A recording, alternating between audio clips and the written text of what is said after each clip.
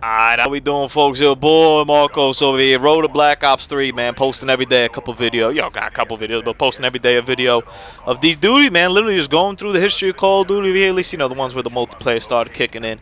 And playing through, not necessarily the multiplayer, but any game mode that I really feel like playing with, man. And in this case, you know, we're playing Extinction on Ghosts. So Ghosts, you know, when I look back at the Call of Duties, man, there's no way around it. Ghost is kind of the black sheep of the Call of Duties, you know. It's kind of the one where it's like, and it had a lot of things going up against it, man.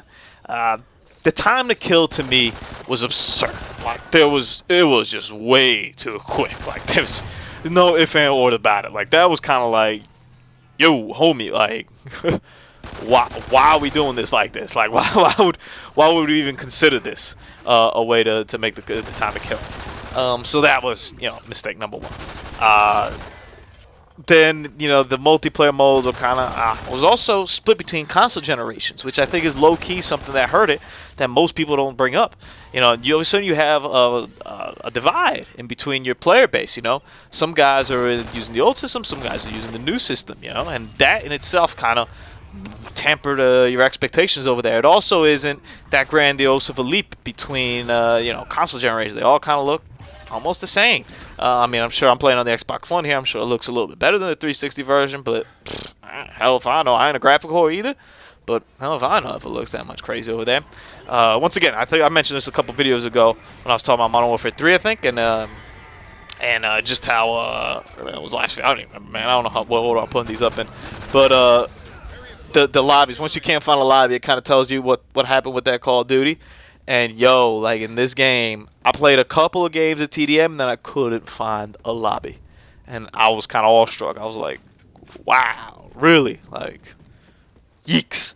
And then forget it, I tried to play Kill Confirmed. There was like literally 100 people playing that, and I couldn't get into any games. And I'm like, well, that definitely answers me the popular opinion about this game.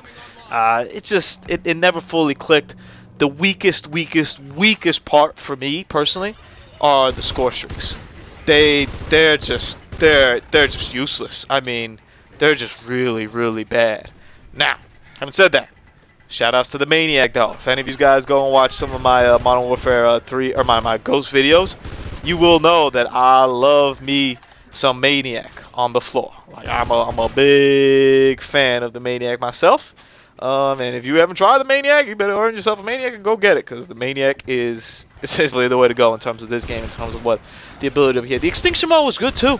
You know, this is actually the last, I think, map pack that came out for it, and I haven't really played this one too much, honestly, to speak proficiently about it. I got through this whole generator part, and then I remember with some dude, we were in like the mother man, I don't know what happened, and we all died or something. All right, actually, I think we got booted off the internet. This was a couple months, this was a couple of years ago, I guess, when this happened, and we did all this, or maybe like last year at some point.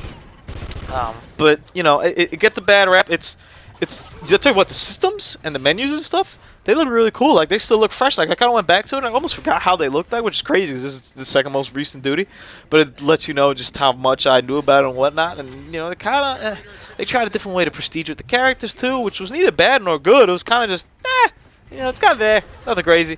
So overall, I think it gets kind of a bad rap. Kind of is the black sheep of the family, but to me, it did have enough flaws in it that I can understand why it's the worst Call of Duty personally, to me, out of all. Honestly, I'd rather play Modern Warfare than this. The campaign, you know, I think a lot of people made fun of like the storyline of the campaign. I kind of enjoyed it, honestly. You know, it is what it is. You know, it's an action movie. It's like any other Call of Duty campaign. You know, this isn't, you know, I was actually to say this isn't Oscar-worthy. This was the one that had Kevin Spacey in it, so maybe it was Oscar-worthy. But overall, you know, Ghosts, I almost bought like a prestige edition of it the other day, actually, because it comes with the camera or whatever, and it was only like $30, and I was like, man, it's not a bad deal, whatever. But Ghosts, it is what it is, you know. It sucks that it was in between that generational gap. I don't think it's as great as it could have been, or maybe it should have been, and I think the score streaks are really one of the things that kind of hamper that. That's one of the things I'm most excited for in Black Ops 3 is I feel like the score streaks are going to matter a little bit, and the specialists kind of add on to that, into adding that extra layer that we're looking for over here. Tomorrow, Advanced Warfare. It's your boy Marcos. I'm outie, yo.